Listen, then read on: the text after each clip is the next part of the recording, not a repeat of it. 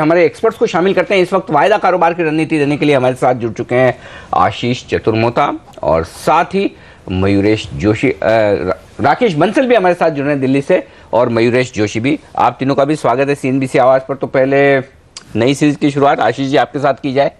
बताइए इस सीरीज में कितना बढ़ाएंगे आप निफ्टी को? गुड मॉर्निंग अनिल जी। देखिए डेफिनेटली ट्रेंड काफ़ी पॉजिटिव और जिस तरह के FIIs के नंबर्स आए, कल भी हमने देखा ऑलमोस्ट कैश में 1100 करोड़ की खरीदी हमें देखने को मिली। डेरिवेटिव्स में, इंडेक्स फ्यूचर्स में एक बहुत स्ट्रांग ओपन इंटरेस्ट का एडिशन हमें उनके तरफ से देखने को मिला। और साथ ही साथ क्योंकि मार्केट्स के अंदर में हम देख रहे हैं वोलेटिलिटी ऑलरेडी बढ़ गई थी ब्रेक्सिट के बाद, जिसके चलते वो अपनी सभी लॉन्ग पोजीशंस को हेज भी करते चल रहे हैं पुट ऑप्शंस के साथ। तो कहीं ना कहीं बाजार को एक अच्छा सपोर्ट देखने को मिलेगा, क्योंकि मार्केट ऑलरेडी एक हेज पोजीशन के अंदर में। तो किसी भी बड़ी गिरावट के अंदर में ऑलरेडी मार्केट ने उस गिरावट को ध्यान में रखते हुए अपनी पोजीशंस को हेज कर लिया, जिसके चलते मुझे लगता है डाउन साइड काफी लिमिटेड रह सकती है। 8150 8160 ये एक बहुत ही इंपॉर्टेंट सपोर्ट मार्केट के लिए बने रहेंगे, और मेरा मानना है कि 8450 8500 तक के लेवल्स इस सीरीज में, जुलाई सीरीज में हमें जल्दी देखने को मिल सकते हैं। ऑलराइट, चलिए तो 8500 के ऊपर निकल सकता है इस सीरीज़ में, जुलाई सीरीज़ में जो आज से शुरू हो रही है। और आप देखिए SGX निफ्टी जो करीब घंटे भर पहले लाल निशान था, 8327 का भाव आपको दिख रहा था, अब वो हरे निशान में आ गया है और 8337 का भाव आपको इस समय दिख रहा है, यानी 13-14 पॉइंट की निचले स्तरों से रिकवरी देखने को मिल रही है। पॉजिटिव शुरुआत होगी आज भारतीय बाजारों की, इस तरह के संकेत निकल कर आ रहे हैं। राकेश से पूछते हैं कि वो कैसे अप्रोच करेंगे आज के दिन को। हाय राकेश, बताइए निफ्टी को आज कैसे अप्रोच किया जाए? Very good morning Hemant.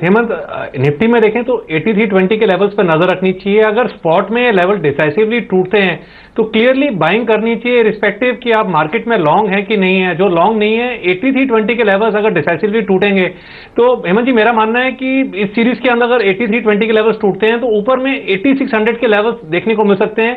एक बड़ी वर्टिकल तेजी निफ्टी में देखने को मिल सकती है, और सेम चीज बैंक निफ्टी के साथ है। बैंक निफ्टी 18000 के लेवल्स को जैसे ही डिसाइसिवली तोड़ेगा, एक मेजर नेकलाइन है, तब मुझे लगता है 18900 के स्तर शायद देखने को मिले। तो इन स्तरों पे नजर रखनी चाहिए। अगर ये लेवल्स टूटें तो डेफिनेटली मस्ट बाय है निफ्टी और बैंक निफ्टी दोनों। तो खरीदारी की राय हमारे एक्सपर्ट्स की तरफ से आती हुई दिख रही। निफ्टी और बैंक निफ्टी दोनों में तेजी करने की राय, और ऐसे में अब तेजी करनी हो तो एक स्पेस बड़ी साफ सुथरी दिख रही है जहां पर लोगों को बड़ा भरोसा होता दिख रहा है। बैंक्स तो चल गए, सरकारी ज़्यादा चले, प्राइवेट अब चलना शुरू है, लेकिन NBFCs क्या तेजी होती दिख रही है। एक के बाद एक NBFC चलती हुई दिख रही है। वागले साहब ने महिंद्रा फाइनेंस को चुना है, वो मैं आपसे लेवल्स लूंगा थोड़ी देर में, लेकिन उससे पहले मयूरेश को पूछना चाहता हूँ। मयूरेश, पसंद है आपको ये स्पेस, और यदि हाँ तो क्या खरीदेंगे फिर आप?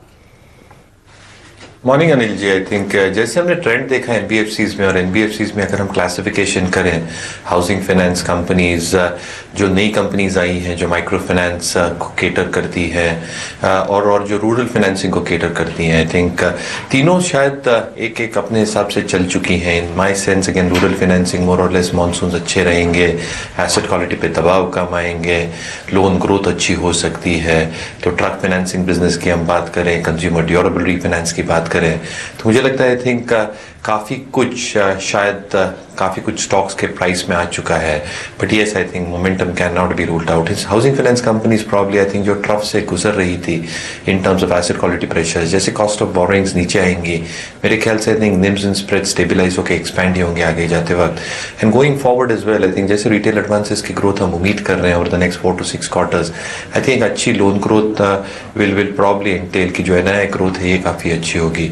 जो बीच वाला सेगमेंट है probably I think micro finance and I think जो स्मॉल पेमेंट बैंक में कन्वर्जेंस हो रही हैं, जो नई लिस्टिंग्स हुई हैं, वहाँ पे आई थिंक जो ग्रोथ प्रॉस्पेक्ट्स हैं वो भी काफ़ी ब्राइट लग रहे हैं। तो as a space I think काफ़ी अच्छा लग रहा है। But within these 3 pockets मुझे लगता है I think housing finance companies का वेटेज थोड़ा ज़्यादा हो सकता है, because valuation still not that expensive. Micro finance companies के थोड़े रिटर्न रेशियोज दबाव में रह सकते हैं गोइंग फॉरवर्ड, बट मुझे लगता है I think the growth story continues there as well. और मानसून जैसे हम उम्मीद कर रहे हैं अच्छे रहते हैं, मेरे ख्याल से आई थिंक जो रूरल फाइनेंसिंग कंपनियां हैं I think they can also do exceedingly well. तो मेरे ख्याल से I think stock specific action अगर हम तीन ही सेगमेंट में रखें तो आई थिंक काफ़ी बेहतर हो सकता है। But as a space I think we like NBFCs। Alright, चलिए तो NBFCs पसंद है, माइक्रो फाइनेंस सेक्टर पसंद है। हमारे एक्सपर्ट्स की बाकी की पिक्स भी हम अभी पूछेंगे, लेकिन एक शेयर जिस पर आज दबाव देखने को मिलेगा, आज का एक्सीडेंट भी आप कह सकते हैं वो है KPIT टेक्नोलॉजीज़, जिस तरह से प्रॉफिट वार्निंग दी है इस कंपनी ने, वैसे भी आप देखिए आईटी सेक्टर ने काफ़ी कमज़ोर प्रदर्शन दिखाया है पिछले कुछ दिनों में। इन्फोसिस तो कल के बाजार में भी अंडर परफॉर्मेंस दिखा रहा था, और पिछले कई दिनों से जब से उन्होंने कहा है कि 200 बेसिस पॉइंट का उनको दबाव देखने को मिलेगा इस पूरे फाइनेंशियल ईयर में अर्निंग्स में। ये बताइए अब क्योंकि इस कंपनी ने दिया है प्रॉफिट वार्निंग, तो चार्ट पर कितना कमज़ोर हो सकता है ये स्टॉक, कौन से लेवल्स टूटते हैं तो आज नज़र होनी चाहिए? हेमंत 174 एक अहम लेवल से, जिसके ऊपर अगर ये सस्टेन करता है तो स्ट्रेंथ लगती है। मैं लेने की बात नहीं करूंगा, लेकिन स्ट्रेंथ होगी। बेचना अगर आपको शॉर्ट करना है तो 174 टूटते ही शॉर्ट कर सकते हैं, सीधे 160, 158, शायद 155 तक भी जा सकता है। एक्चुअली ये शेयर तो समझ में नहीं आता है एक्चुअली, इतने कितनी बार इसकी प्रॉफिट वार्निंग आ गई, पिछली बार प्रॉफिट वार्निंग पे 10% से ज़्यादा गिरा था, मुझे याद आता है। उसके बाद दिक्कत क्या है हेमंत, उसके बाद से कभी कोई ऐसी अच्छी खबर नहीं आई, और शेयर का भाव देखिए, आप देखिए थोड़ा लंबा चार्ट देखिए, समझ में आएगा। पता नहीं ये शेयर क्यों बढ़ता है, मतलब मैनेजमेंट खुद बोल रहा है कि नहीं हमारा सब कुछ खराब है, वार्निंग दे रहा है, उसके बावजूद भी ये शेयर चलता है। आप ट्रैक करते हैं मयूरेश, क्या राय रखते हैं इस पर? मैं बिल्कुल आपसे सहमत हूं अनिल जी है, और जैसे I think profit warnings company के हर 2 क्वार्टर के बाद आती है, कहीं ना कहीं आई थिंक बिजनेस मॉडल जो रिस्क है specifically with client concentration, I think ये काफी हाई है कंपनी के साथ। तो मुझे लगता है आई थिंक कहीं ना कहीं आई थिंक आईटी स्पेस अगर चुनना हो तो I think there are lot of debates going on right now. Europe के ग्रेट ब्रिटेन के एग्जिट के बाद कैसे आउटसोर्सिंग में इम्पैक्ट पड़ेगा, क्या आई थिंक डिस्क्रिशनरी डिमांड्स के स्पेंडिंग कट्स आएंगे, क्या आईटी बजट्स में एक कर्टेलमेंट आएगी, क्रॉस करेंसी हेडविंड्स जो इबिट और इबिट मार्जिन पे हिट आ सकता है आईटी कंपनियों के।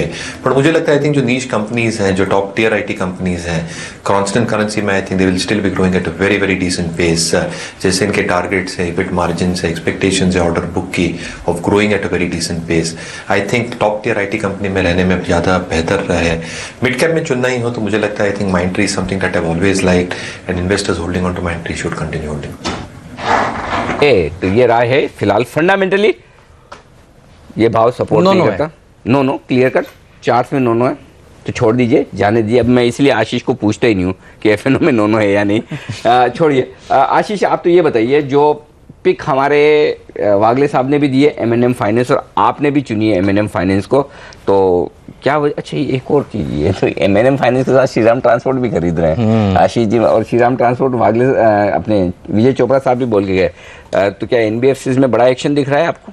अनिल जी, हमने लास्ट दोनों जितने भी यहाँ पे से हम लोग ने शो किए उसके अंदर में हमने लास्ट पिक भी हमारी श्रीराम ट्रांसपोर्ट रखी थी। उस समय स्टॉक करीब 1150 था और कल 1204 के आसपास आ गया। ये फ्रेश ब्रेकआउट है, और साथ ही साथ इस ब्रेकआउट के साथ में हमने देखा स्टॉक में बहुत मजबूत रोलओवर हमें देखने को मिले हैं। और ये सिर्फ श्रीराम ट्रांसपोर्ट की बात नहीं, सारी NBFC कंपनीज के अंदर में एक बहुत स्ट्रॉन्ग ओपन इंटरेस्ट का एडिशन हमें देखने को मिला है। अगर से आप डिलीवरी वॉल्यूम्स भी देखें तो कैश के जो सेगमेंट में जो स्टॉक्स हैं जो कि NBFC को रिप्रेजेंट करते हैं, उनमें भी हमने एक बहुत अच्छा डिलीवरी का वॉल्यूम का पिकअप देखा है। तो ओवरऑल मुझे लगता है काफ़ी अच्छा इंटरेस्ट इस पूरे स्पेस में जुलाई सीरीज में हमें देखने को मिलेगा। इस स्पेस में श्रीराम ट्रांसपोर्ट फाइनेंस मुझे लगता है इस सीरीज के अंदर में 1250-1260 के टारगेट्स दिखा सकता है। तो करंट लेवल्स पे स्टॉक में लॉन्ग पोजीशन बनाई जा सकती है, और 1180 का एक स्टॉप लॉस रख के लॉन्ग पोजीशन कैरी की जा सकती है।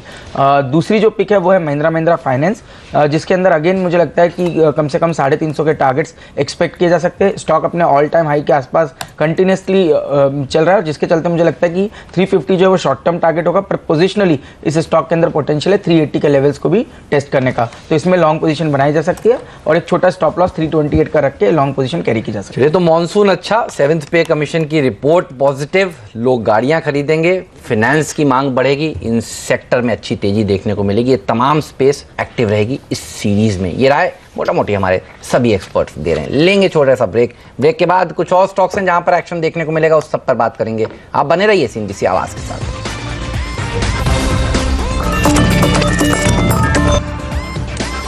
स्वागत है आप सभी का CNBC आवाज पर। हमारे एक्सपर्ट का दमदार पैनल CNBC आवाज पर इस समय बना हुआ है। मयूरेश जोशी जी हैं, राकेश बंसल हैं, आशीष चतुर्मोहता जी हैं, संदीप वागले साहब भी हमारे साथ स्टूडियो में मौजूद हैं।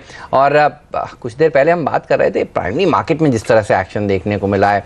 आप देखिए शेयर बाजार भी इस साल के 2016 के उच्चतम स्तर पर कारोबार कर रहा है। तो ब्रोकिंग कंपनियों को इसका फायदा मिलेगा या नहीं मिलेगा, सवाल सबसे बड़ा यही है। पूछते हैं कि चार्ट्स पर कौन सी कंपनी सबसे अच्छी लगती है। Motilal Oswal, JM financials, Indiabulls ventures, Geojit BNP, Paribas, तमाम ऐसी कंपनियां हैं, लेकिन अगर एक कंपनी चुननी हो आपको तो कौन सा पसंद है आपको? हेमंत, कल मोतीलाल ओसवाल में हाईएस्ट वॉल्यूम्स हुए हैं पिछले महीने 2 महीने के, और एक अहम लेवल 355 358 के लेवल्स अगर वो क्रॉस करता है, अभी 349 है, जो मुझे लगता है कि वो क्रॉस करेगा, तो ऐसे होते ही 415 420 का टारगेट हो सकता है। और थोड़ा सा लंबा व्यू लेते हैं 2-3 महीने का, तो ये स्टॉक 450 तक जा सकता है। ओके, वैसे मैं बता दूं आपको कि जब कल मैं आखिरी सौदा कर रहा था शो, उस समय इस काउंटर में कुछ ब्लॉक डील्स होती हुई दिखी थी, तो ये वॉल्यूम वाला ब्रेकआउट जो है ना वो ब्लॉक डील की वजह से आता हुआ दिखा, तो कुछ एक्शन तो हुआ है इसमें। हालांकि ये अलग बात है कि रिपोर्ट नहीं हुआ कि किन फंड्स ने खरीदा, किसने बेचा, वो अलग बात है, लेकिन ये एक्शन जरूर साफ तौर पर हुआ है। चलिए कुछ आपको बेहतरीन पिक्स बता दूं हमारे एक्सपर्ट्स की। अच्छा, राकेश ने एक स्टॉक चुना है और जो मैं आज देख भी रहा था, इंफ्रास्ट्रक्चर से रिलेटेड, खासतौर से एयरपोर्ट से रिलेटेड जो इंफ्रास्ट्रक्चर का कारोबार करती है वो कंपनियां एक्शन में रह सकती हैं, क्योंकि नवी मुंबई एयरपोर्ट के लिए खबरें आ रही कि शायद इस शनिवार को उनको मंजूरी मिल जाए। अगर ऐसा होता तो रिलायंस इंडस्ट्रियल इंफ्रा, जयकोप, ये शायद कंपनियां कल भी एक्शन में थी और आगे बढ़े। मैं चार्ट्स पर राय लूंगा आपसे, वागले साहब आप इन दोनों कंपनियों के निकाल के रखें। तब तक जीएमआर इंफ्रा, राकेश, जो आपने अपने टॉप ट्रेडिंग पिक्स के तौर पर चुना है, बताइए इसके बारे में। अनिल जी, जीएमआर इंफ्रा एक बेहतरीन टेक्निकल स्ट्रक्चर है। कल एक बड़े चार्ट्स पर एक बड़ा ब्रेकआउट देखने को मिला है और एक अच्छी रीरेटिंग देखने को मिल सकती है। शॉर्ट टर्म में मुझे लगता है 12 रुपए 65 पैसे का एक स्टॉप लॉस लगाना चाहिए और 15 रुपए के लक्ष्य के लिए जीएमआर इंफ्रा को बाई किया जा सकता है। ऑलराइट, तो जीएमआर इंफ्रा में अच्छी तेजी आज के दिन देखने को मिल सकती है, ये राय हमारे एक्सपर्ट आपको दे रहे हैं। और जैकॉप, कल भी हमने देखा था अचानक से एक्सपर्ट आया था और इंट्राडे में करीब 5% ऊपर भागा था। ये बताइए, तेजी बन सकती है इसमें और क्या आज भी?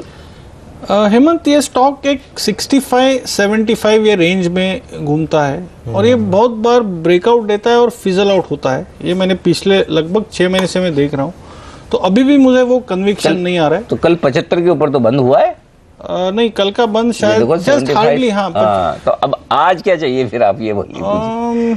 आज का क्लोज अगर, क्योंकि लोग है ना बोल रहे हैं कि शनिवार को शायद हो सका, अब होगा नहीं होगा हमें पता नहीं, लेकिन जो रिपोर्ट है हम तो वो बता रहे हैं। तो क्या आज कोई ऐसी क्लोजिंग का लेवल आपके ध्यान में जो हो तो फिर पक्का हो जाएगी, सोमवार को खबर आ जाएगी? इस खबर का फायदा 90 के लेवल्स अगले टारगेट हो सकते हैं, लेकिन इसमें क्या होगा, आप 78 में लेते हैं और एक बार वो 70 आके फिर जाएगा, ये मुझे डर है। तो ट्रेडिंग के हिसाब से मुझे इतना कंफर्टेबल नहीं लगता। जरूरी नहीं है जैकॉप ही आप ट्रेड करने की राय दें। ये बताइए, इंडिया बुल्स रियल एस्टेट को भी इस खबर का फायदा मिलता है। नवी मुंबई में तो बड़ी लैंड बैंक अगर किसी एक कंपनी के पास सबसे ज्यादा है तो वो पनवेल के आसपास, जी हाँ, इंडिया बुल्स रियल एस्टेट के पास ही है।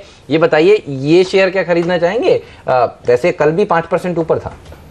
अगेन हेमंत, 110 112 का कैप है, तो यहाँ से ये ट्रेडिंग बाय हो सकता है। ऐसे नहीं कि यहाँ से 150 का व्यू है, ऐसा लंबा पैटर्न नहीं है। लेकिन ये सब मैं राय लूंगा आशीष से ब्रेक के बाद, क्योंकि पहला दिन है सीरीज का। सारे के सारे वो स्टॉक जो आप खरीदना या बेचना चाहते हैं लेकिन बैन में रहते हैं, सबके सब बैन से बाहर आ चुके हैं सीरीज के पहले दिन। तो जो स्टॉक बैन से बाहर आए, चाहे वो आरकॉम, डीएलएफ, जेपीएस, जेट, आईबुल रियल जैसे, एचडीआई जैसे शेयर हो, इनमें कहाँ आपके लिए आज है मौके ट्रेडिंग के? दोनों तरफ बताएंगे आशीष चतुर्वेदी। लेकिन उससे पहले लेंगे एक छोटा सा ब्रेक और ब्रेक के बाद बाजार का भरपूर एक्शन स्टार्ट होगा। रुपए की ओपनिंग पर रखेंगे नजर, स्टॉक 2020 का अपडेट और साथ ही कुछ बेहतरीन पिक्स आपके लिए पहला सौदा में इस छोटे से ब्रेक के बाद।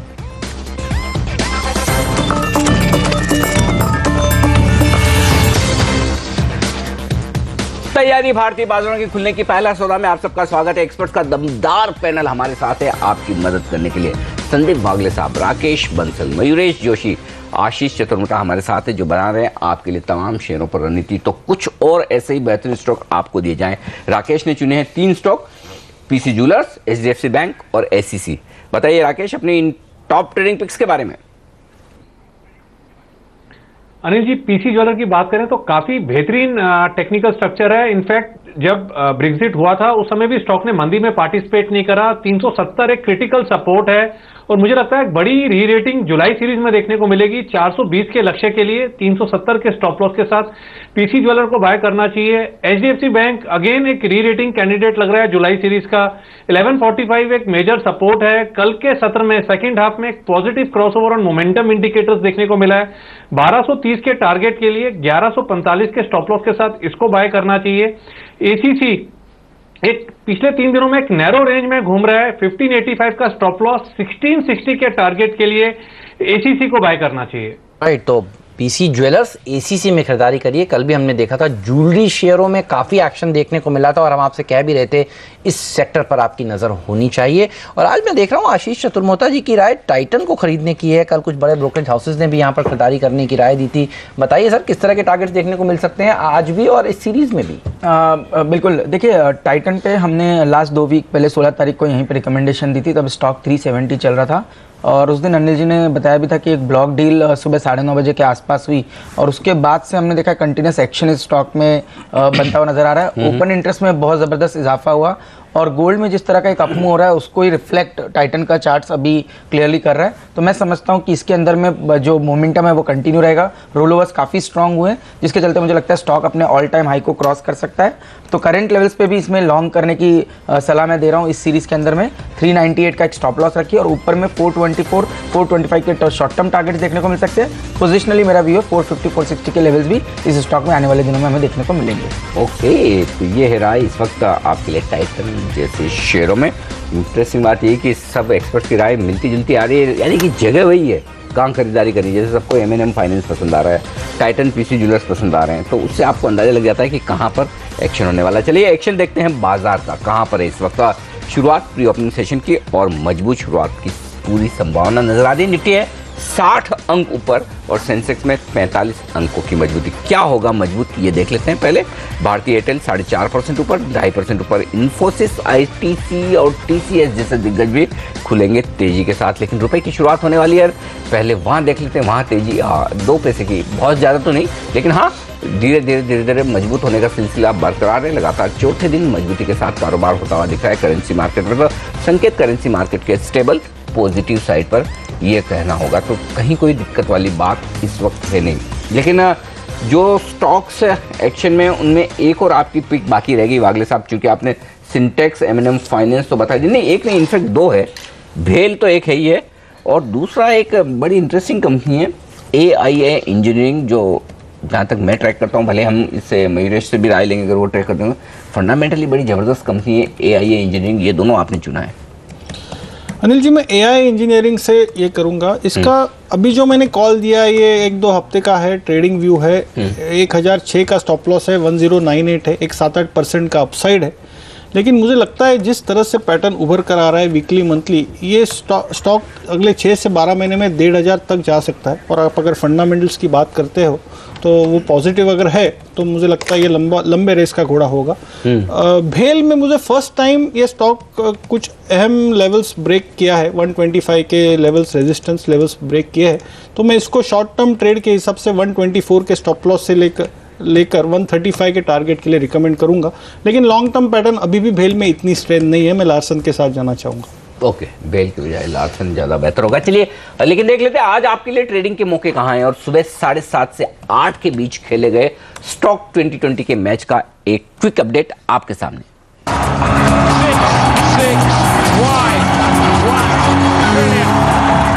पूरी टीम पर नजर डालिए और देखिए किस तरह का प्रदर्शन देखने को मिल रहा है।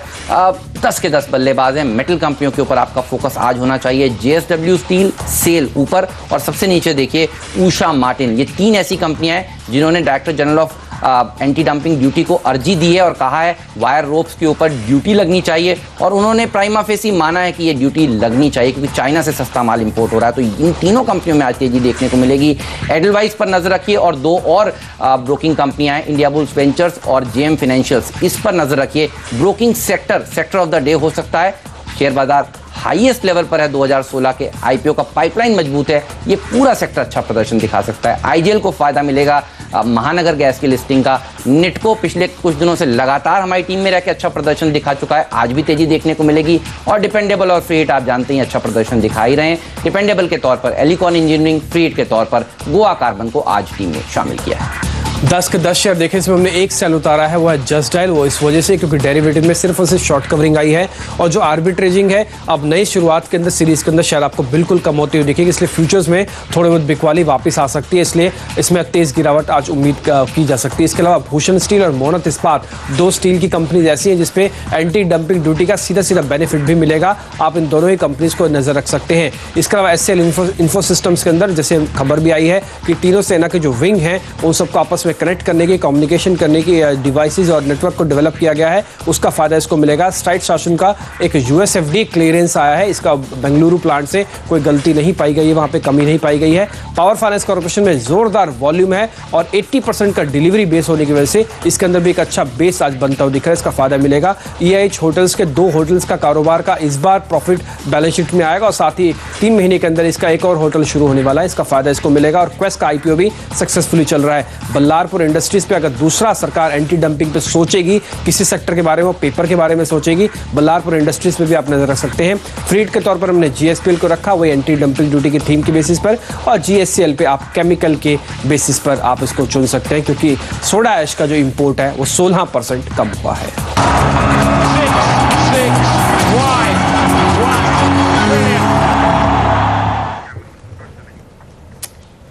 और आज है हमारे लिए एक बेहद खास दिन। जी हाँ, हमारी टीम का सबसे नया सदस्य आज पूरे करने जा रहा है 2 साल। CNBC बाजार, जी हाँ, CNBC बाजार की आज दूसरी सालगिरह है और इस मौके पर हम तमाम CNBC बाजार के दर्शकों को शामिल करते हैं हमारे साथ।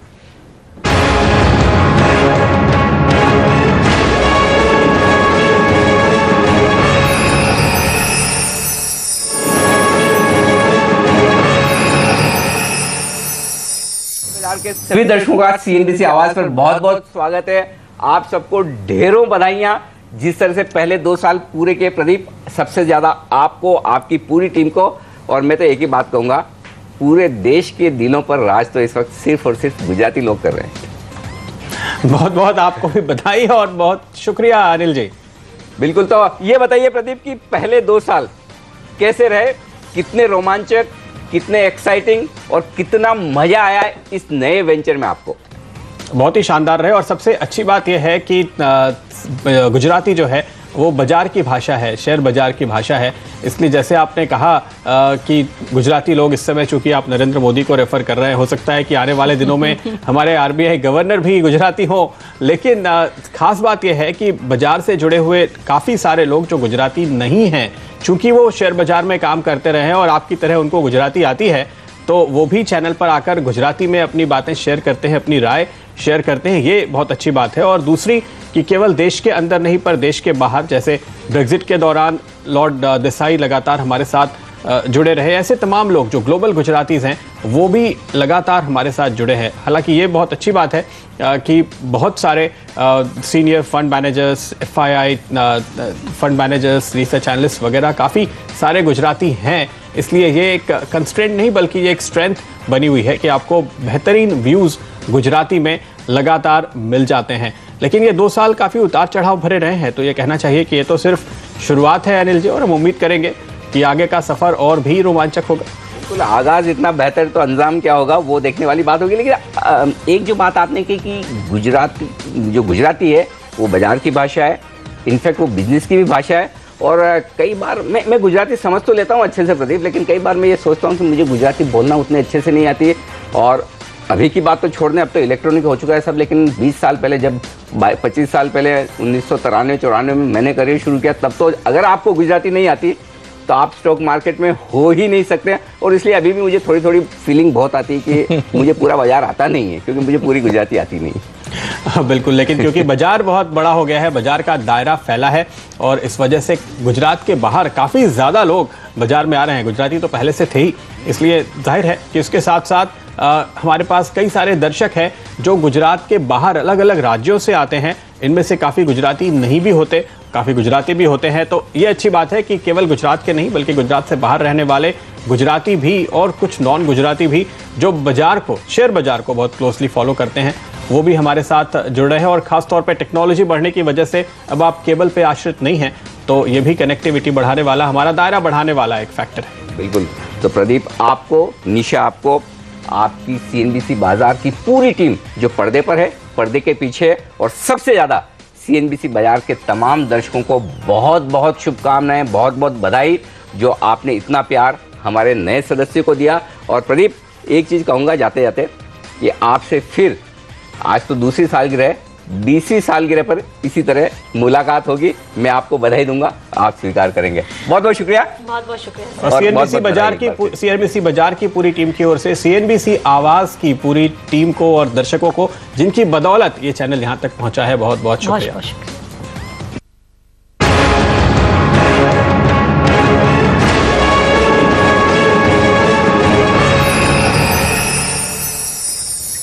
ऑलराइट, चलिए तो 2 साल सीएनबीसी बाजार के पूरे हुए हैं और आज सीएनबीसी बाजार बना रहा है अपना जन्मदिन। लेकिन आप देखिए, जन्मदिन के मौके पर भारतीय बाजारों में अच्छी तेजी देखने को मिलेगी, ये साफ तौर पर संकेत मिल रहा है। 8,300 के ऊपर हम शुरुआत करने वाले हैं, इससे अच्छी स्टार्ट नहीं हो सकती इस नई सीरीज की। और आप देखिए करीब करीब 65 अंक ऊपर सेंसेक्स की शुरुआत होगी। काफ़ी सारे स्टॉक्स हैं जो अच्छा प्रदर्शन आज के दिन दिखाने वाले हैं और आज मेटल पैक फोकस में रह सकता है।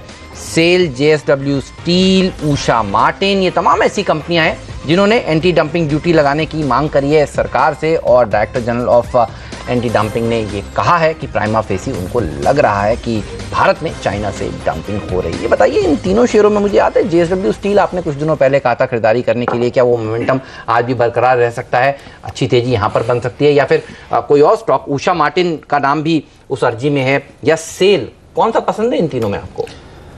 हेमंत, अगर आज के दिन में बात करें ट्रेडिंग के व्यू से तो मैं सेल चूज करूंगा। क्योंकि कल एक काफ़ी अच्छा मोमेंटम आया है लास्ट 1 आवर में, और अगर सेल 46 के लेवल तोड़ देता है जो कि उसके आसपास है, तो मुझे लगता है ये मूव 50 तक एक्सटेंड हो सकती है। ये नहीं कि जेएसडब्ल्यू स्टील वीक है, दोनों अच्छे हैं, बट मोमेंटम अभी मेरे हिसाब से सेल के साथ होगा। ओके, सेल के साथ रहेगा मोमेंटम। लेकिन एक और स्पेस जहां पर आज नजर रहने वाली है और वो है ऑटो शेयरों की। ऑटो नंबर्स आने वाले हैं और जून की महीने के बिक्री के आंकड़े आएंगे। कहाँ अच्छे आंकड़े रहेंगे, मयूरेश बताएं आप। नहीं, एक्सपेक्टेशंस अनिल जी यही है कि आई थिंक जो पीवी सेगमेंट है वहाँ पे आई थिंक स्टेबिलिटी दिखनी चाहिए। जो एमएचसीवी सेगमेंट हम मेंशन कर रहे हैं over the past so many quarters, मेरे ख्याल से जो ट्रेंड हम एमिनेट होते देख रहे हैं, I think MHCV sales should see a very decent rebound. LCV sales जो एक सब कंपोनेंट है पूरे स्पेस में, भी कमर्शियल स्पेस में, वहाँ भी थोड़ी स्टेबिलिटी देख रहे हैं। 2 व्हीलर सेल्स के आई थिंक आंकड़े थोड़े इंटरेस्टिंग होंगे क्योंकि I think the whole concept now the market is working with कि अगर monsoon along with pay commission, जो एंट्री लेवल बाइक्स है या जो कॉम्पोजिशन है बाइक्स का within the 2 wheeler space specifically catering to rural India, I think वहां पे अच्छी ग्रोथ देखने मिल सकती है। तो मुझे लगता है आई थिंक ग्रोथ प्रोस्पेक्ट्स काफ़ी ऑटो कंपनियों के लिए काफ़ी अच्छे लग रहे हैं। 2 व्हीलर्स के लिए मेरे ख्याल से I think volume growth of 9 to 10% is not ruled out. जितने वेरिएंट्स आ रहे हैं प्रॉब्ली पीवी सेगमेंट में, वो एक स्पेस अच्छा लग रहा है जहाँ पे आई थिंक कमीशन के रिपोर्ट के बाद डिस्क्रिशनरी स्पेंडिंग बढ़ने की वजह से I think entry level cars can increase और एमएचसीवी का ट्रेंड मेरे ख्याल से बरकरार रह सकता है। तो मेरे ख्याल से I think generally I think अगर हम बॉटम अप अप्रोच लें तो चुनिंदा कंपनियां with in this space should keep on doing well. Alright, चलिए तो ऑटो कंपनियों के ऊपर आपकी नज़र होनी चाहिए। 2 व्हीलर पैक पर ज़्यादा तेज़ी की उम्मीद की जा रही है, लेकिन आज आप देखिए कुछ और ऐसे स्टॉक्स हैं जहां पर अच्छी बढ़त देखने को मिलेगी जिस पर नज़र आपकी होनी चाहिए, और वो है टाइटन जैसी कंपनियां। ज्वेलरी स्टॉक्स अच्छा प्रदर्शन आज फिर से दिखा सकते हैं। 7th पे कमीशन की जो सिफारिशें मानी हैं कैबिनेट ने, उसके बाद एक्सपेक्टेशन यही है कि लोगों के हाथ में पैसा आएगा और काफ़ी सारे लोग जो इंतज़ार कर रहे थे सोना खरीदने के लिए वो ज्वेलरी खरीदते हुए नजर आएंगे। यही ट्रेड इस समय चल रहा है 2 दिन से। लेकिन केपीआईटी एक बड़ा एक्सीडेंट आज होता हुआ नजर आएगा और आप देखिए, हम आपको बता भी रहे थे 10% नीचे खुलने की तैयारी ये स्टॉक कर चुका है। प्रॉफिट वार्निंग जो इस कंपनी ने दी है तो खुलते ही नजर रहने वाली है इस शेयर पर। मंदाना इंडस्ट्रीज तो पिछले कई दिनों से लोअर सर्किट लगा रहा है, ये शेयर आज भी लोअर सर्किट पर ही खुलने वाला है। ये 2 बड़े एक्सीडेंट्स, एक एक्सीडेंट जो कई दिनों से चल रहा है और एक एक्सीडेंट जो सुबह सुबह होने वाला है। आशीष, मैं आपसे एक क्विक चेक लेना चाहूँगा, फटाफट ये बताएं जो शेयर आज बैन से बाहर निकले सीरीज का पहला दिन, उनमें आपको क्या खरीदना है? उसमें एक्शन रहेगा अनिल जी और अक्रॉस द बोर्ड रहेगा, क्योंकि इन स्टॉक्स के अंदर में लास्ट कुछ दिनों में कंसोलिडेशन कंटिन्यू रहा। हमने कोई सीरियस लॉन्ग लिक्विडेशन नहीं देखा जो क्लियरली इंडिकेट कर रहा था कि ये जो पोजीशंस कट रही है ये because of ban period cut रही थी, कहीं भी वीकनेस के बड़े साइन नहीं थे। तो मेरे ख्याल से इंडिया बुल रियल एस्टेट अच्छा परफॉर्म करना चाहिए, कम से कम 102 103 तक के लेवल्स वापस से इस स्टॉक में रीटेस्ट हो सकते हैं। अराउंड 91 का एक स्टॉप रख के ये स्टॉक चल सकता है। साथ ही साथ आरकॉम जो कि मुझे लगता है कि पोजिशनली एक वीक स्टॉक है, बट शॉर्ट टर्म के अंदर में मुझे लगता है कि अच्छा मूवमेंट रहेगा और 4-5% की बढ़त आरकॉम के अंदर भी करंट लेवल से हमें देखने को मिल सकती है। 4 से 5% तक की मजबूती आरकॉम में हो सकती है। ये स्टॉक एक्शन में रह सकता है। KPIT तो आपने देखा ही, जो हम बात कर रहे थे कि यहाँ पर एक्शन नेगेटिव साइड पर साफ तौर से है। तो ये कुछ एक स्टॉक है जो खबरों के दम पर एक्शन में आज दिखने वाले हैं आपको। HCL इन्फो की हम बात कर रहे थे,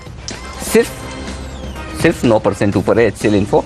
मैक्स वेंचर आज एक और 5% की स्टेप ऊपर चढ़ने वाला है। लगातार 5% बढ़ने का सिलसिला आज भी बरकरार रहेगा इसके लिए। और इक्विटास हाल ही की लिस्टिंग, ये एक स्टॉक है जो बड़ा मजबूत दिख रहा है। हाँ, ITDC ये स्टॉक जो कल हमारी एक्सक्लूसिव खबर के बाद 20% ऊपर जा चिपका था सर्किट पर। सरकारी कंपनी अपने होटल्स बेचने की तैयारी, कल काफ़ी कुछ बड़ी मीटिंग्स होती दिखी थी दिल्ली में।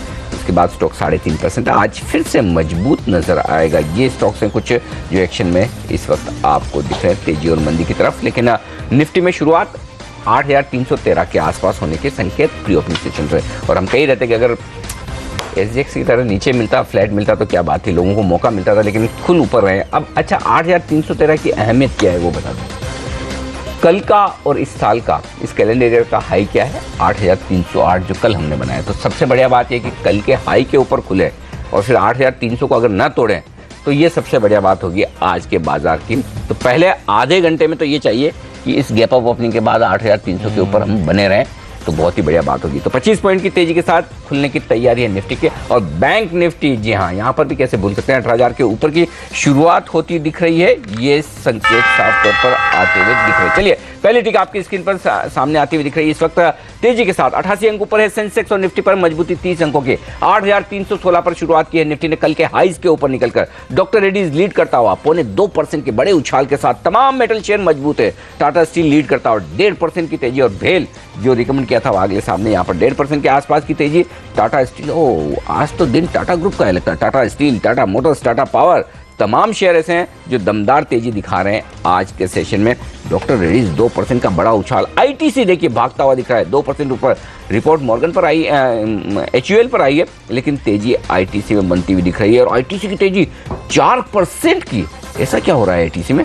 4% भागा है, अब 3.5% मजबूत। तो ITC देखना होगा, कुछ ना कुछ बड़ा एक्शन लग रहा है। भारतीय एयरटेल 1% कमजोर है, तो टॉप लूजर यही है। आइए वायदा कारोबार के दर्शन करा दूं आपको। 10% नीचे KPIT, ये सबसे बड़ी मार झेलता हुआ बनता भी है। जिस तरह की प्रॉफिट वार्निंग और 175 का बड़ा लेवल जो बोल रहे थे वागले साहब, उसके नीचे ही ट्रेड कर रहा है। तो थोड़ी देर में पूछूंगा और कितनी गिरावट होगी। 165 पर आ चुका है ये स्टॉक। मजबूत क्या है? स्ट्राइड शासन 4% ऊपर, ITC 3% ऊपर, डॉक्टर रेड्डीज 2%। सेल में मजबूती है। तो ये स्टील कंपनियां दमदार प्रदर्शन करती हुई दिख रही है। बाजार डबल सेंचुरी मारने के मूड में आता हुआ दिख रहा है। सेंसेक्स 185 अंक ऊपर है और निफ्टी पर देखिए 50 अंकों की मजबूती 50 लग चुकी है। और बैंक निफ्टी भी देखिए 18,000 के आंकड़े पर ट्रेड करता हुआ दिख रहा है। तो दमदार शुरुआत जुलाई सीरीज की। बिल्कुल। और मेटल पैक का सबसे अच्छा प्रदर्शन दिखाता हुआ, हम आपसे कह रहे थे कि एंटी डंपिंग ड्यूटी लगाने की खबर जो निकल कर आई है। सेल देखिए आप, हमारे एक्सपर्ट कह रहे थे कि स्टॉक पर नजर होनी चाहिए। 2.5% मजबूती के साथ आज खुलता हुआ दिखा है। उषा मार्टिन में तेजी के साथ कारोबार हो रहा है।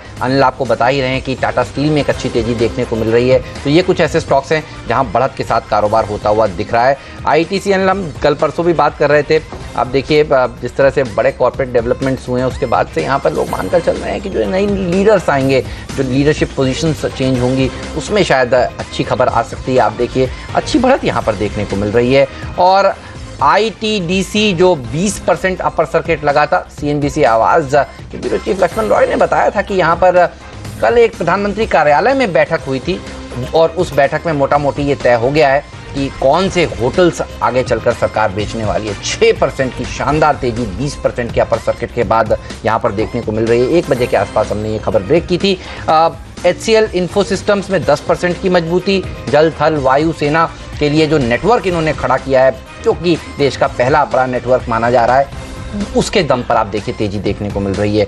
गोवा कार्बन, अनिल आज का हमारा फ्रीड शेयर अच्छा प्रदर्शन दिखा रहा है। सिंटेक्स, हमारे एक्सपर्ट ने कहा यहाँ पर खरीदारी करनी चाहिए। वागले साहब कह रहे हैं आज ही से FNO में इसने एंट्री मार ली है और NIIT टेक्नोलॉजीज ने भी एंट्री मारी है। कल की अच्छी तेजी के बाद सिंटेक्स आज भी मजबूती को और आगे लीड करता हुआ दिख रहा है। GHCL, यहाँ पर खबरें आती हुई, रिपोर्ट्स आती हुई कि इंपोर्ट घट गया है केमिकल्स का, जो ये कंपनी बनाती है चाइना से खास तौर पर। और आप देखिए इसका फायदा इस कंपनी को मिल रहा है। एक्सपेक्टेशन से ही कि नंबर्स भी अच्छे आते हुए दिखें। और एक स्टॉक जो कल का स्टार परफॉर्मर था, और अनिल हम कह रहे थे कि सबकी नजरें होने वाली है अगले हफ्ते जो रिलीज होने वाली है सुल्तान सलमान खान की, PVR पर नजर रखिए। कल भी जोरदार तेजी देखने को मिलती। परसों नीरज की टीम में शामिल था, पिछले कुछ दिनों पहले से 2020 में हमारी टीम में शामिल था, और आप देखिए क्या ज़बरदस्त तेजी देखने को मिल रही है। 4 डिजिट का हो गया है। रिकमेंडेशन के बाद करीब 125-150 रुपये चला है ये स्टॉक। आपको भी पसंद था ये शेयर? अच्छी तेजी यहाँ पर देखने को मिल रही है ना।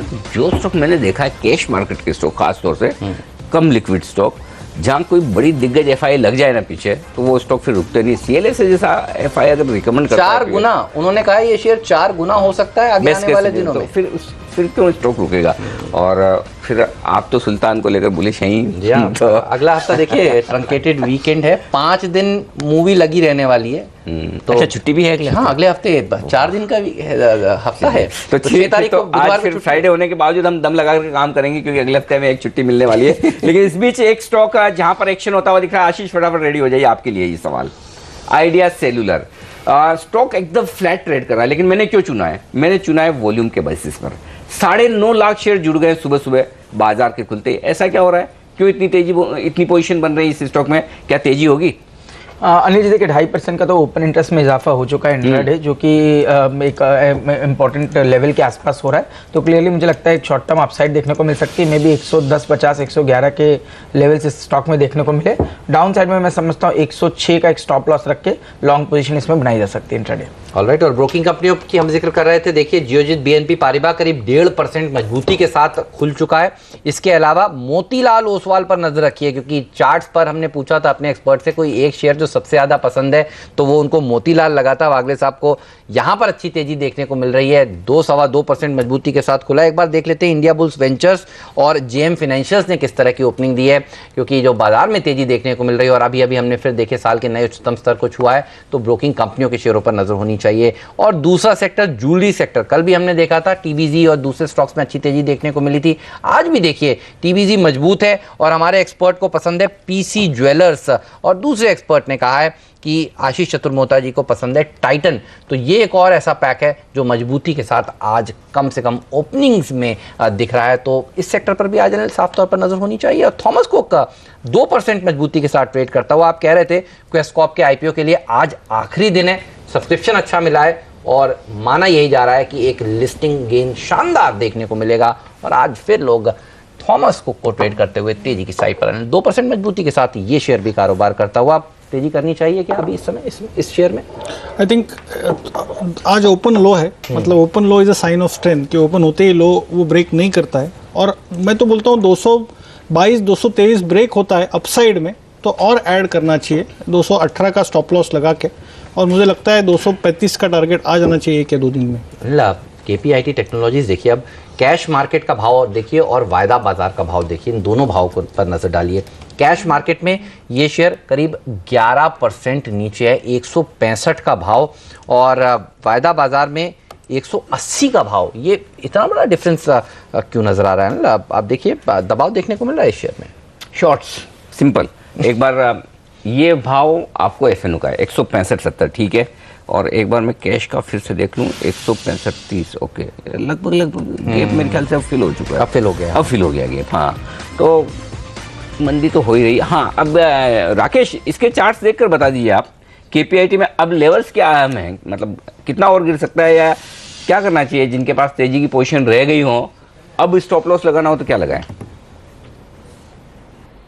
देखिए अनिल जी, किसी के पास तेजी की पोजीशन रह गई हो तो काट लेना चाहिए, क्योंकि स्टॉक में एक बड़ा इमीडिएट सपोर्ट 177 का था, उसके बाद फॉलोड बाय 174। स्टॉक ने सब सपोर्ट्स को तोड़ा है और 173 की क्रिटिकल नेकलाइन को भी स्टॉक ने तोड़ दिया है। नियर बाय देखें तो कोई स्टॉप लॉस नहीं है 158 से पहले। जिस तरीके से स्टॉक में एक प्राइस वॉल्यूम ब्रेकडाउन देखने को मिला है, बेहतर यही है कि इन्हीं स्तरों पे पोजीशन को काट देना चाहिए। फर्दर डिक्लाइन स्टॉक के अंदर टूवर्ड्स 154, 155 शॉर्ट टर्म में रूल आउट नहीं किया जा सकता है। स्ट्राइड शासन एक और ऐसा स्टॉक है, देखिए मैक्वायरी ने जिस तरह से 1650 के लक्ष्य सुझाए हैं, एफएनओ में सबसे ज्यादा अच्छा प्रदर्शन दिखाने वाला शेयर इस समय स्ट्राइड शासन का ही है। 6% की जोरदार तेजी देखने को मिल रही है। और इंडिया बुल्स रियल एस्टेट जिसका जिक्र हम कर रहे थे, फायदा मिल सकता है इस स्टॉक को और अच्छा भाग सकता है ये शेयर अगर नवी मुंबई का जो एयरपोर्ट वाला मामला है जो अनिल बता रहे हैं उसकी मंजूरी शनिवार तक आए। आप देखिए आज फिर अनिल इस स्टॉक ने 3% की तेजी दिखाई है, कल 5% की तेजी देखने को मिल रही थी, वापस से 3 डिजिट में आने का इंतजार कर रहा है ये शेयर। मुझे याद है 110-15 तक ये पहले भी जा चुका है, उसके बाद थोड़ी गिरावट देखने को मिलती है। लेकिन आज जो गिरावट दिखा रहा है एक पैक, वो है एविएशन पैक।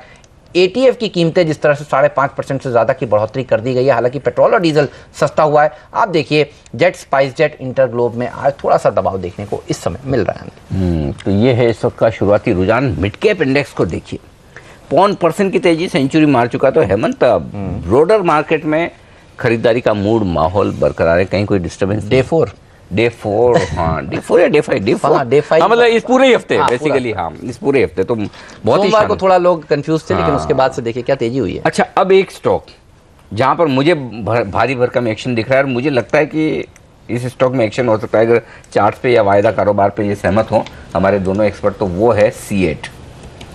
क्योंकि ये कल तक बैन में था और एक्चुअली ये ट्रेंड ही हो रहा है। आरकॉम देखिए, DLF देखिए, जेपी एसोसिएट देखिए, इंडिया बुल्स देखिए, जो स्टॉक बैन से बाहर आ रहा है वो क्या तेजी से भागता है। तो C8 में आप देखिए, और C8 को मैं क्यों पूछ रहा हूँ उसका वजह भी बता दूं। स्टॉक सिर्फ 1% ऊपर है अभी और पोजीशन देखिए 5% बढ़ गई शुरुआती 5-7 मिनटों में। तो आप में से दोनों कौन ज्यादा बुलिश है, कौन बड़े टारगेट कौन दे रहा है, मैं वो पूछना चाहता हूँ। क्या वागले साहब और आशीष आप दोनों बताएं। अनिल जी, मेरा मानना है कि स्टॉक में जिस तरह से 4.5% का ओपन इंटरेस्ट का इजाफा शुरुआत के 15-20 मिनट में जब हुआ है, तो डेफिनेटली इसके अंदर में एक्शन रहेगा और ये स्टॉक 890-895 का लेवल मुझे लगता है आज या कल के अंदर में ही दिखा सकता है। तो एक अच्छी बढ़त 30 से 35 रुपए की करंट लेवल से एकदम इमीडिएट देखने को मिल सकती है। ऑन डाउन साइड मैं समझता हूँ 848 का एक स्टॉप लॉस रख के लॉन्ग पोजीशन इसमें रखी जा सकती है। ऑलराइट, और इस समय खबर आती हुई कि GMR एनर्जी को खरीदने के लिए अडानी ट्रांसमिशन इच्छुक है। एक बार देखते हैं कि अडानी ट्रांसमिशन का स्टॉक किस तरह से प्रदर्शन दिखा रहा है। 4.5% मजबूत है। GMR एनर्जी मेरे ख्याल में GMR की ही सब्सिडी होनी चाहिए। GMR है। हाँ। एक बार देख लेते हैं कि GMR किस तरह का प्रदर्शन दिखा रहा है। तो ये खबर आती हुई इस समय दिख रही है। GMR में कल भी हमने देखा था काफ़ी अच्छी तेजी बनी थी। बिल्कुल, तो GMR, अच्छा किसकी पिक थी? राकेश जी की। हाँ, राकेश बंसल को पूछते हैं फिर GMR। एक मिनट में फटाफट प्राइस देखो। हाँ, 1% ऊपर है राकेश, 13.65 फ्यूचर में ये लेवल है, इस वक्त खरीद लिया जाए। बिल्कुल अनिल जी, खरीदना चाहिए। स्टॉक में कंजर्वेटिव बेसिस पे देखें तो 15 रुपए के टारगेट तो मुझे लगता है शॉर्ट टर्म में देखने को मिलेंगे और ये रैली काफी एक्सटेंड हो सकती है। जिस इंटेंसिटी का ब्रेकआउट हमने कल देखा है और जिस तरीके से टेक्निकल सेटअप है, एक स्ट्रॉन्ग बाइंग कैंडिडेट है। 12 रुपए 65 पैसे का एक स्टॉप लॉस लगाना चाहिए। ओके, तो GMR एनर्जी की सब्सिडी को खरीदने के लिए करार कर लिया गया है। अदानी ट्रांसमिशन ने यह करार किया है। अरावली ट्रांसमिशन में 49% हिस्सेदारी खरीदने के लिए ये करार होता हुआ नजर आया है। तो ऐसा नहीं है कि ये कोई खबरों सूत्रों के हवाले से खबर है, करार हो चुका है जो हमारी टीम हमें बता रही है। तो कल की रैली के बाद आप देखिए आज भी GMR इंफ्रा में तेजी है और अडानी ट्रांसमिशन में भी 7% की मजबूती देखने को मिल रही है। ये शेयर काफ़ी वॉलेटाइल रहता है, जब तेजी दिखाता है तो काफ़ी अच्छी तेजी इसमें बनती है। ये बताइए इन दोनों में आपको चार्ट्स किसके ज़्यादा मजबूत लगते हैं? मार्केट के साथ जाएंगे। मुझे ऐसे कोई extraordinary, because Adani transmission already move हो चुका है, तो अपसाइड अगर आप पूछेंगे तो अपसाइड डेफिनेटली है, बट ये लेवल पे मैं शायद नहीं लूंगा। ऑलराइट, तो यहाँ पर नहीं खरीदना चाहेंगे। लेकिन दो शेयर हम जो FNO में आ गए हैं, हमने उनकी बात तो की, सिंटेक्स और NIIT टेक्नोलॉजीज की, लेकिन दो शेयर जो बाहर हुए हैं उनकी बात भी एक बार करते हैं। वो है IOB और यूको बैंक। इन दोनों के शेयर पर एक बार नजर डाल के देखते हैं किस तरह का एक्शन आज देखने को मिल रहा है। IOB पर आपका टारगेट शायद 10 रुपए का था। तो FNO से तो बाहर हुआ है, अब देखना है कि आगे कैसे चलता है। यूको बैंक और इन दोनों में से सबसे वीक चार्ट आपको किस तरह के किसके लगते हैं? क्योंकि देखिए FNO में तो अब रहा नहीं, बेचकर तो चल नहीं सकते, और कैसे अप्रोच करेंगे इन दोनों शेयरों को? हेमंत, विद द मार्केट्स गधे और घोड़े दोनों साथ चलते हैं, तो इन दैट सेंस ये शायद ऊपर जाएगा, बट ऊपर में बिकवाली आएगी तो मैं नो एक्शन रिकमेंड करूंगा। ओके, तो IOB में एक्चुअली फेयर वैल्यू शायद 10 रुपये होता, भाव तो खैर कुछ भी हो। और कई बार मैं है ना एक चीज़ में कई बार हमारी ऐसी बात होती तो मैं ये बातों में एक चीज़ जरूर बोलता हूँ कि आपको कभी भी शॉर्ट करना हो ना, किसी स्टॉक को, हाँ, किसी स्टॉक को शॉर्ट करना हो तो उन स्टॉक को शॉर्ट करना चाहिए जिनके फंडामेंटल्स हैं, और जहाँ फंडामेंटल्स होते हैं वहाँ आपको पता होता है कि इसका फेयर वैल्यू क्या होना चाहिए। जिन स्टॉक का फंडामेंटल नहीं होता, सिर्फ वो बाजार की फैंसी की वजह से चलते बढ़ते हैं, वहाँ पर आप शॉर्ट करेंगे तो आपको पता भी नहीं चलेगा कहाँ काटना चाहिए, कहाँ नहीं काटना चाहिए। बिल्कुल जैसा कह रहे हैं कि गधे घोड़े चल जाते हैं, तो आज थोड़ा चल रहा है। वैसे लोग ये भी सोच रहे होंगे आप शॉर्ट कर नहीं सकते, लोग तो शायद थोड़ा ऊपर है। लेकिन अनिल, आप हम बात कर रहे थे कि आईटीसी क्यों चल रहा है, एक्स बोनस हुआ है ये शेयर, इसीलिए आज आईटीसी में तेजी देखने को मिल रही है। कोई और वजह यहाँ पर इस समय नहीं नजर आ रही है, यही वजह नजर आ रही है जो हम पढ़ पा रहे हैं। 2% मजबूत है। लेकिन अनिल, अगर एक बार देख लेते हैं कंट्रीब्यूटर्स आज कौन से हैं, तो मैं मानकर चल रहा हूँ कि आईटीसी सबसे ज़्यादा कंट्रीब्यूट कर रहा होगा आज बाजार की तेजी को में, और सबसे बड़ा जो कंट्रीब्यूशन आ रहा होगा वो आईटीसी की तरफ से ही आ रहा होगा। जी हाँ, आप देखिए 8.5 पॉइंट का कंट्रीब्यूशन आज निफ्टी को ऊपर ले जाने में आईटीसी का है, और फिर रिलायंस इंडस्ट्रीज, एक्सिस बैंक और एलएनटी का है। एलएनटी और भेल कल भी काफ़ी अच्छा प्रदर्शन दिखा रहे थे। मेरेश, एक आप इससे पहले सवाल पूछे, एक और स्टॉक गोवा कार्बन, ये स्टॉक दिन के हाई पॉइंट पर अच्छा ट्रेड करता है, 4.5%। ये किसकी टीम में आज? ये मेरी टीम में था, आज फ्री हिट शेयर था। अच्छा, आपकी टीम में ये, ओके। ये स्टॉक भी बड़ी मजबूती के साथ, वॉल्यूम्स भी भारी भरकम 2 लाख शेयरों का हो चुका है। ये आप मयूर सेंचुरी लगा दी है इस स्टॉक ने। नतीजों से पहले जनरली चल जाता है, तो हमने कहा कि आज इसको टीम में शामिल कर लेना चाहिए। पिछली बार नंबर्स भी अच्छा आए थे, तो इसलिए आज टीम में इसको शामिल किया गया था। लेकिन चलिए पूछते हैं मयूरेश से। मयूरेश, भेल कल बहुत अच्छा तेजी दिखा रहा था, आज भी बेहतरीन बढ़त दिखा रहा है, एलएनटी में भी तेजी देखने को मिल रही है। कैपिटल गुड स्पेस पर आपकी क्या राय है, कैसे नंबर्स आ सकते हैं इस बार? पिछली बार भी हमने देखा था भेल के प्रोविजनल नंबर्स काफी अच्छे आए थे। नहीं, नंबर्स में slowly and steadily Heman ji I think सुधार देखने मिल सकता है, क्योंकि पूरी थीम आई थिंक एक केपेक्स रिकवरी वाली थीम होती है, और जैसे केपेक्स साइकिल रिकवर होगा, जो उम्मीद कर रहे हैं अगले 2-3 क्वार्टर में होना चाहिए, with specifically private capex picking up, मेरे ख्याल से I think you might see traction happening in order flows. Order flows अगर इंक्रीज होते हैं, अगर एग्जीक्यूशन इंप्रूव होता है, अच्छे मार्जिन वाले ऑर्डर मिलते हैं, तो मेरे ख्याल से I think cash flows improve होके ये सारे trickle down effects bottom line और अर्निंग्स पर शेयर पर आते हैं। हैविंग सेड दैट, मुझे लगता है आई थिंक अगर ये स्पेस में कुछ चुनना ही हो या किसी स्टॉक के साथ रहना ही हो, तो LNT is something that we'll still prefer with. I think जो अकाउंटिंग स्टैंडर्ड नॉर्म्स में बदलाव आए हैं, वहां पे थोड़ा आई थिंक एक इम्पैक्ट आ सकता है टॉप लाइन में, एबिटा में, और कहीं ना कहीं एक मार्जिनल ईपीएस कट देखने मिल सकता है। But management is extremely confident of order flows, जैसे इनका एग्जीक्यूशन हुआ है पिछले क्वार्टर्स में, स्पेसिफिकली इंफ्रास्ट्रक्चर सेगमेंट में, जैसे मार्जिन वाले ऑर्डर की उम्मीद है इनको, जैसे आई थिंक एग्जीक्यूशन हो रहा है स्पेसिफिकली मिडल ईस्टर्न मार्केट्स में, मुझे लगता है EBIT और EBITDA मार्जिन में एक इंप्रूवमेंट देखने मिल सकती है।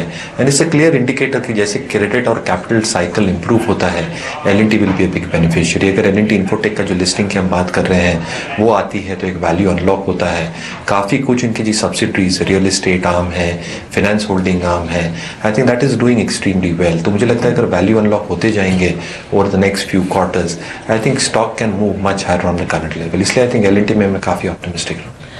बंसल साहब, एक स्टॉक, इसके चार्ट खोलिए जरा, HCL इन्फो, जो 12% चढ़ा है और वॉल्यूम्स भी भारी भरकम है। आज खबरें जो आ रही थी कि डिफेंस और 2-3 और कारोबार में बड़े इनके प्लान्स हैं, उनके चलते जो एक बड़ा एक्शन आया है, क्या इन लेवल्स पर क्या ट्रेड बनता है अभी भी तेजी का? बिल्कुल अनिल जी, अगर आप टेक्निकली देखें तो स्टॉक ने आज ही के सत्र में करेक्शन जो थी, इसकी एक बड़ी करेक्शन जो हमने ऊपर से 48 रुपीज से आती हुई देखी थी, वो खत्म करी है, और स्टॉक ने 41 रुपीज के ऊपर एक ब्रेकआउट दिखाया है। स्टॉक एक मजबूत बाय है इन स्तरों पर, 39 या 39.5 के स्टॉप लॉस से स्टॉक को बाय करना चाहिए। अनिल जी, काफी बड़ी इंटेंसिटी का ब्रेकआउट है 41 रुपए के ऊपर, और मुझे लगता है 46-47 तक के लेवल्स ऊपर में देखने को मिल सकते हैं। जिनको नहीं पता था कि ये डिफेंस का काम भी कर सकती है, क्षमता है, उनको आज पता चला है। तो देखिए क्या तेजी देखने को मिल रही है। अब तक लोग Walchand, Astra, Reliance Defence, BEL, BEML इस पैक को इस ऑर्डर में खरीदते थे, और अब जिस तरह से जल, थल, वायु, ये 3 जो टुकड़ियां हैं डिफेंस की, उसको जोड़ने के लिए डिफेंस कम्युनिकेशन नेटवर्क इन्होंने खड़ा किया है, उसका फायदा इस स्टॉक को आज मिलता हुआ नजर आ रहा है। लेकिन कुछ और ऐसे स्टॉक्स हैं जहां एक्शन भरपूर है। और हाँ, आप कुछ कह रहे हैं। एक एक्शन जो वागले साहब बता रहे हैं, मैं उसी पे आ रहा था मैं, सर। अब बताइए सर, आप कह रहे थे जब हम लोग बात कर रहे थे कि एक शेयर जो आपको अच्छा लग रहा है इस समय, कौन सा है? अल्ट्राटेक में तेजी बन रही है। हाँ, एक्चुअली वो 20 रुपए की मूव आ गई, लेकिन अभी भी एट 349293 एक 10 रुपए का रेंज रखिए। जुलाई फ्यूचर्स के लेवल्स में बता रहा हूँ, लिया जा सकता है। ₹30 का स्टॉप लॉस होगा 3460 के नीचे, और ऑन द अप साइड 100 से 125 रुपये 1 या 2 दिन का व्यू है। 100-125 रुपये की जगह अभी भी है, मतलब आप ये कह रहे हैं कि 36-3500 तो अभी चल रहा है, हाँ 3600 3600 तक जा सकता है। तो ये वो हैट्रिक लगाएगा। कौन सा पिछला? तो एक तो एबी नुवो, दूसरा श्रीराम ट्रांसपोर्ट और JSW स्टील। अच्छा, तो आज और नंबर्स अच्छे आएंगे। देखिए मैं पिछली बार हमने देखा था, देखिए बाजार अब मानकर चल रहा है कौन से स्टॉक्स कौन से सेक्टर्स में नतीजे अच्छे आने वाले हैं। वॉल्यूम ग्रोथ तो देख लिया इन्होंने, और अब नंबर्स की बारी है। और पिछली बार जो मार्जिन बेहतरीन थे, तो फटाफट अल्ट्राटेक सीमेंट पर एक राय मयूरेश से। मयूरेश, फंडामेंटल सपोर्ट करते हैं, खरीदेंगे आप? अनिल जी, आई थिंक अगर वैल्यूएशंस की मैं बात करूं तो वैल्यूएशंस थोड़े एक्सपेंसिव और स्ट्रेच हो गए हैं करंट लेवल्स पे, और जनरल थीम जो हम उम्मीद लगाए बैठे हैं जैसे कंस्ट्रक्शन हाउसिंग में ग्रोथ की उम्मीद है post monsoon. I think monsoon थोड़ा टेपिड रह सकता है for volume growth for cement companies, but कहीं ना कहीं I think with this expectation I think realisations improve होंगे, capacity utilisation levels I think अगर इंप्रूव होती है तो मेरे ख्याल से आई थिंक जो EBITDA पर टन है because of increase of pet coke consumption is well, I think will trickle down into the return ratios. तो आई थिंक अगर सीमेंट कंपनियों पे मुझे दाव लगाना है on domestic cyclicality, I think UltraTech is a very sound bet. हालांकि fresh buying I think current level पे आई थिंक वैल्यूएशंस महंगे होने के कारण मैं सजेस्ट नहीं करूंगा, बट अगर इन्वेस्टर्स होल्ड करते हैं स्टॉक को डेफिनेटली होल्ड करना चाहिए। आई थिंक वॉल्यूम ग्रोथ काफी अच्छी हो सकती है in the coming few quarters. Alright, और नजर होनी चाहिए आपकी अल्ट्राटेक के अलावा सीएट पर। अनिल ने इस शेयर को कुछ देर पहले रिकमेंड किया था, मतलब स्पॉट किया था, आइडेंटिफाई किया था, और आप देखिए क्या तेजी देखने को मिल रही है। और आप कह रहे थे आशीष की अच्छी रैली यहाँ पर बढ़ सकती है, और ये बताइए जिन्होंने सुना खरीदा किस टारगेट के लिए उसको होल्ड करें, कितना और ऊपर जा सकता है अभी इंट्राडे में? बिल्कुल हिमंत, देखिए 858 चल रहा था और हम उस समय ओपन इंटरेस्ट 4.5% का था। अभी हम देख रहे हैं ओपन इंटरेस्ट 11% हो चुका है। प्राइस 858 का 868 ऑलरेडी हो चुका है। मेरे हिसाब से 890 895 शायद इंट्राडे देखने को मिले, और इंट्राडे नहीं तो कल तक के शायद हम 890 895 के लेवल्स इसमें देख सकते हैं। उन लेवल्स के आसपास थोड़ी प्रॉफिट बुकिंग कर लेनी चाहिए। तो अभी भी यहाँ पर काफ़ी अपसाइड बाकी है। अच्छा, अपसाइड मार्केट में बनती हुई दिख रही है। आप देखिए दिन के हाई पॉइंट पर आ चुका है मार्केट। अच्छा, हमारे एक्सपर्ट देखिए कौन कौन है टेक्निकल राय देना, वागले साहब है, राकेश बंसल जी है, और थोड़े बहुत टेक्निकल तो आप भी देखते होंगे। अच्छा आशीष जी? बिल्कुल, हाँ बिल्कुल देखते हैं ना, इसका कॉम्बिनेशन देखते हैं। और अच्छा, आज सुबह से हमने 5-7 लोगों से जो बात की, सबका टारगेट 8350 का। और मैं एक बात बताऊँ, मैं नहीं देखता टेक्निकल, फिर भी मैंने भी 8350 के टारगेट देखा था, तो अब उसके बेहद करीब पहुंच गए। इसके आगे क्या? फटाफट एक एक सेंटेंस में मुझे आप तीनों से जवाब चाहिए।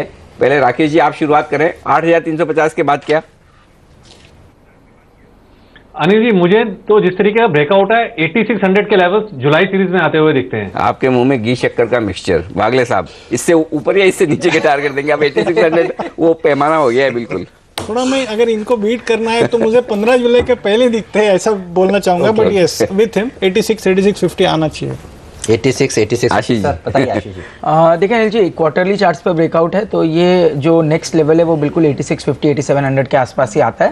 पर इंपॉर्टेंट बात ये है कि ये मेजर ब्रेकआउट है, और यहाँ पर पे अब अपसाइड के जगह हमको ये ध्यान रखना है कि नीचे पे कौन सा लेवल जो ब्रेक नहीं होता है, तो ये ट्रेंड शायद अपसाइड में कंटिन्यू रह सकता है पूरा। और आपका टारगेट भी बताइए। आप तो कह रहे थे कि 8700 पर पोजीशंस भी बनने लग गई हैं, और कल ही देखिए काफ़ी तेजी होने लगी थी। मैं थोड़ा सा कंजर्वेटिव हूँ, 8500, और वो एक कंडीशनल टारगेट कि आज की क्लोजिंग 8325 के ऊपर, तो 8500 फिर वो मैं टाइम के हिसाब से अगले हफ्ते थोड़ा जल्दी है। मैं 15 जुलाई, फिर मेरे को अगले हफ्ता मतलब कितना हो गया, 7-8 जुलाई तक बस।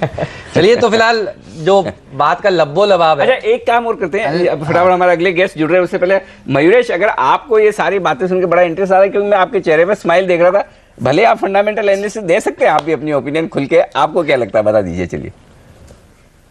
नहीं, शॉर्ट टर्म अनिल जी मेरे ख्याल से आई थिंक बिल्कुल मार्केट में तेजी रह सकती है, और एक्सपेक्टेशन अभी मार्केट यही बनाया बैठा है कि आई थिंक फेड में एक इंटरेस्ट रेट का जो हम हाइक की बात करें वो नहीं होगा।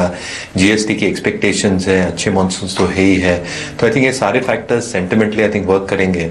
हालांकि कॉर्पोरेट अर्निंग्स का जो साइकिल है जो मैं क्लोजली ट्रैक करता हूँ, वो कितना रिकवर होता है ये मार्केट्स के री रेटिंग के लिए बहुत अहम होगा। लेकिन yes, in the short term perspective मैं रूल आउट नहीं करता कि मार्केट में तेजी रहनी चाहिए। ध्यान तेजी का ही होना चाहिए, ये बात तो तय। सब लोग बुलिश हैं। बस हम जनरली मार्केट में सब लोग एक साथ एक राय में आते तो थोड़ा डर लगता है, तो डरते डरते बुलिश रहिए। तो ये राय है हमारी सबकी तरफ से, और आप सबसे विदा लेने का वक्त है। और सबसे पहले तो विदा आपसे ली जाए आशीष की, क्योंकि आपका स्टॉक तो भागे जा रहा। C8 875 दिन के हाई पर आ चुका है। बागले साहब, मयूरेश जी और साथ ही राकेश बंसल जी, बहुत बहुत शुक्रिया आप सबका हमारे दर्शकों को शानदार पिक्स देने के लिए, कमाई के मौके देने के लिए आपका शुक्रिया। चलिए अब आगे बढ़ते हैं।